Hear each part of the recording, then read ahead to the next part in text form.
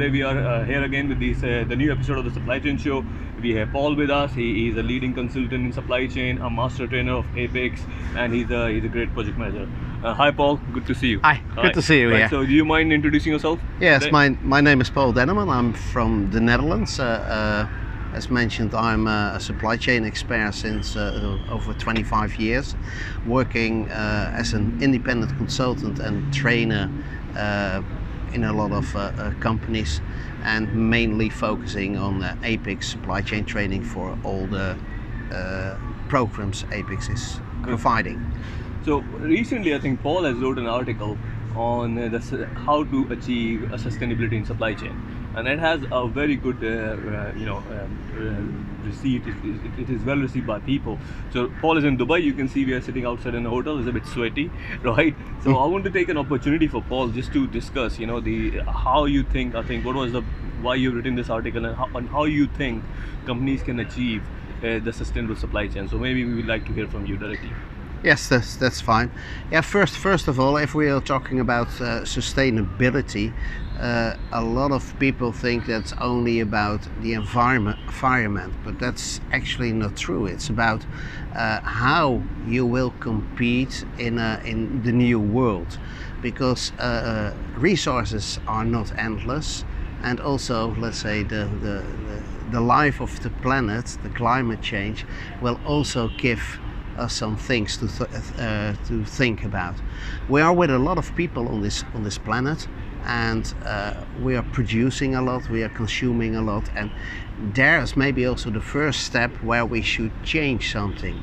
Maybe it's that we have to rethink if we need to consume, if we have to change our consuming habits, what we are doing. Of course, all the marketing of all the companies is working on it to let us buy as much as possible, and take for instance an Apple phone. It's outdated after 2 years, yeah. But in practice it's still working. So why should we do that? So the first thing of making things more sustainable is to look in how we consume things and what our habits are. Is it necessary that, for instance, my daughter, she's buying an iPhone who's in China and she pays $1 for it, including shipping? Wow. That's not a lot. And she's using it and throwing it away after 1 month and buys a new one. That's not sustainable. That way of working is not there anymore. So first of all, we have to look at changing our consumption. The second part we can look at is the number of the quantity of material we are using in a product. Is that needed in all the parts? We can first look at, for instance, in packaging. Some people know the chocolate after 8. Yeah. It's having 8 types of packaging layers to get to that chocolate. Is that really needed? Yeah. Do we have that part? And it's in all the products we are making. Do we need all the material what is in that product? And now we're coming to the second of the third element. That's, of course, if we have material, then can we maybe use material what we can recycle, what has been used before, and we put it back in our products. One of the great examples in that one is Adidas.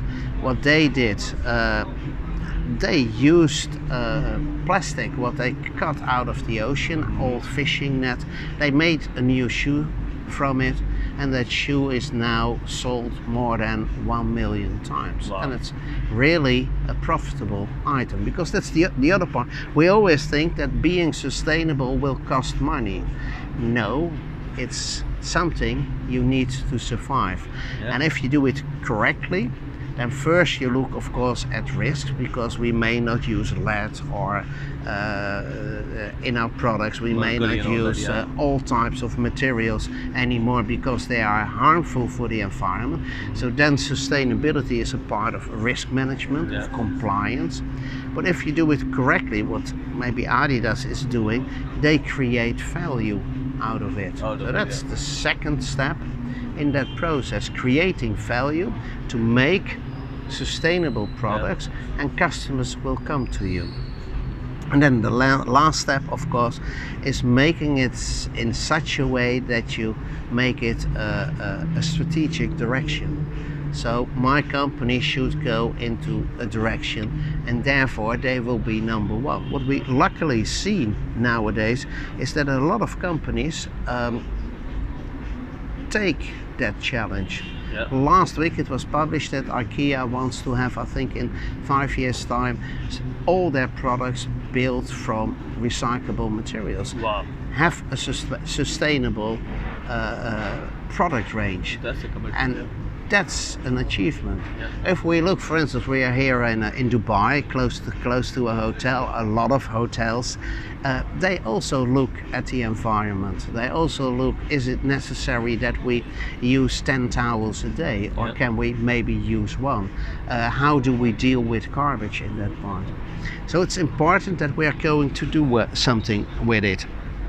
In that one, use recyclable materials. Yeah. The other element, of course, is that we have to look in using less energy in our product. In general, most of the products, of the future products, will use electricity, not the fossil fuels, and we have to make that change. One of the great examples, of course, is a company like Tesla, what changed the complete car industry. Yeah.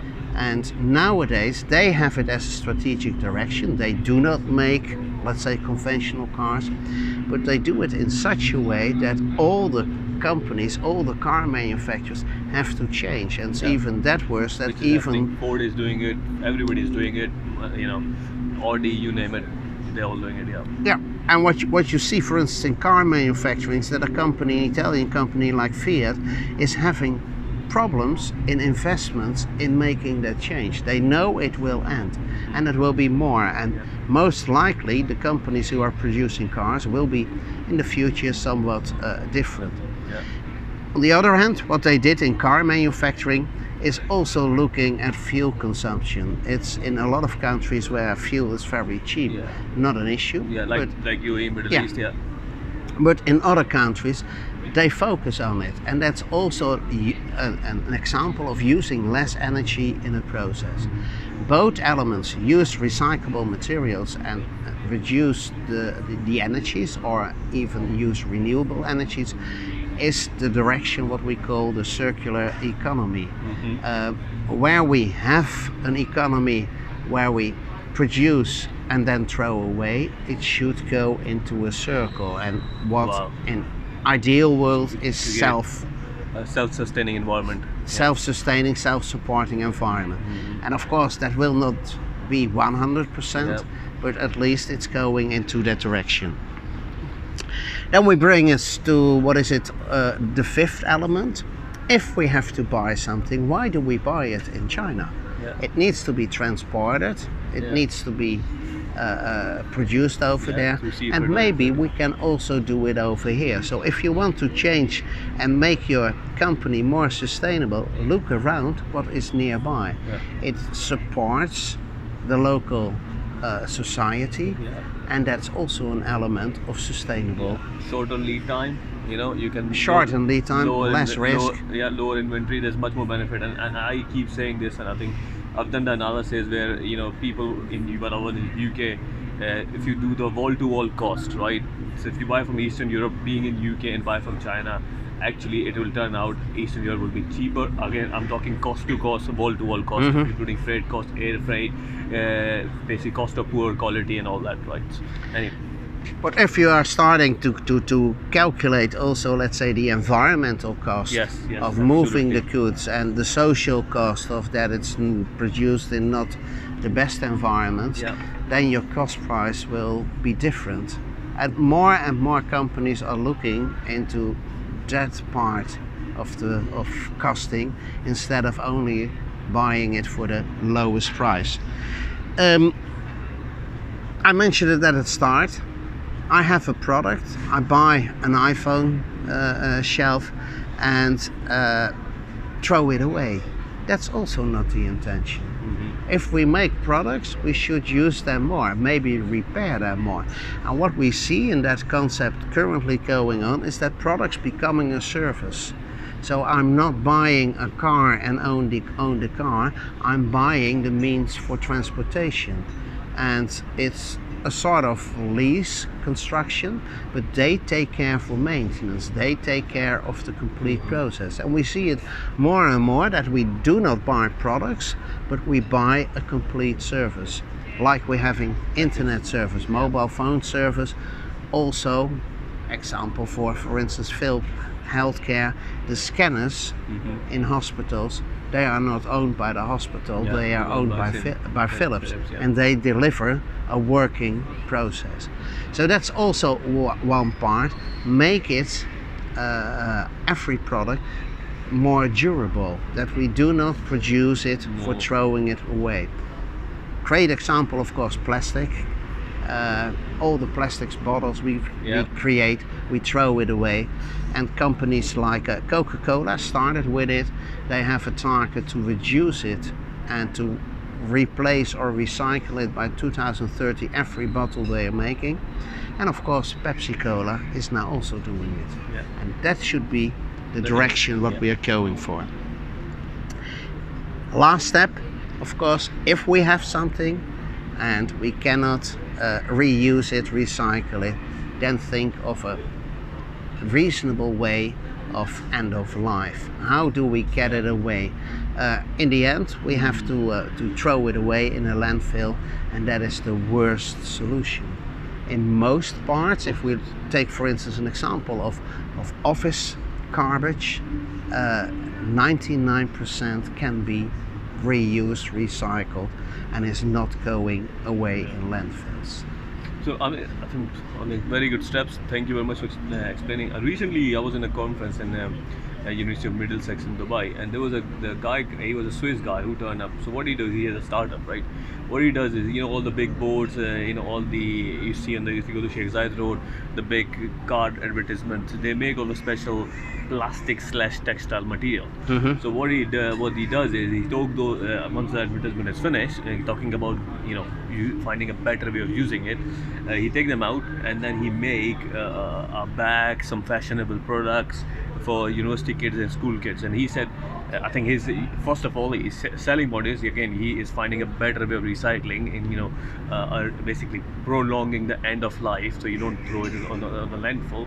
And also what he's saying is, this bag is very unique and only you have it, because there is no second bag like that. So people won't think it's just me and nobody else have it, and this is his USP. So sustainability plus he find a unique selling point for his product. So that's maybe an example of where you find in the second step. A lot of companies think of risk and compliance, but you can go to creating value. You make something extra for your customer, and in the third phase you are becoming unique. You have a strategic, a competitive advantage when you make it that way. True. And it's funny, in a couple of weeks ago, Coca-Cola started a campaign in the Netherlands where they say, don't buy us if you do not want to recycle. So that's very strange that you say my product may only be used if you do it in a good way. But they also started, and also in the US, started with advertisements, with movies, where you kept the bottle, but you also have to get rid of it in a normal way. And it's a lot of changing habits, what we have to do. No, I think great explanation. Thank you very much. I would like to say, for example, people have embarked the journey and doing some of the steps you mentioned, or all of it, in some sense, localization of the suppliers, reducing less material, better way of consumption, or not consuming at all, as you explained. So how you measure it? How you measure that, okay, I'm embarking a journey and I'm moving towards sustainability? What should be the KPIs around that? Yeah, you can look at different KPIs. You can look in let's say a list of sustainable materials. You can look in KPIs. Coca-Cola is doing that. 20% of my plastic is already recycled plastics. You can look into the CO2 use. If you book a plane ticket, you see you have consumed that much. Yep. There are lots of ways how you can measure it and how you can set up KPIs, and it will be important to determine for your company what is the leading direction you want to go to. Do you want to use less material, less harmful material, or do you want to use less energy in your process? Then you build your KPI on that element. There are some examples, but sometimes they are too high level. If we look to the Sustainable Development Goals of the United Nations, sometimes they are too high of abstraction. But you can find a lot in reports, in sustainability reports of companies. Almost all the stock noted companies have them on their website, and they look towards those elements and measure it. So there are a lot of examples to find. No, good. I mean, you already mentioned quite a bit about the goals of IKEA 2030, Pepsi, Coca-Cola. I just want to, if you could share an example with the audience here, a recent example you've seen, maybe however small, that they have achieved that sustainability goal they set up. Where they achieved it. Yeah. Ooh, I think that one of the biggest examples at the moment is it's Adidas. Was doing that with plastic, because that is a big problem. IKEA is having already a part of their products where they are using recyclable materials. What else? You see, it's happening. But it has to do with plastic, with the European directive that plastic straws and cups are one-time use is not allowed anymore. So you see a change that they use paper, what is recyclable, more and more. I think McDonald's has made some changes in that part. Good. So there are a lot of big but also smaller changes what is done. No. Paul, thank you very much. I think we can talk on this topic for like for next hours. 1 hour, right? But again, we want to keep these things short and sweet and punchy. Thank you for your time. Appreciate. Talk to you Thank soon. you. Thank you. Bye. Bye. I aim to do knowledge videos and interviews with procurement and supply chain professionals and leaders. Consider subscribing to this channel. And I have written practical guides on supply chain. See the link below.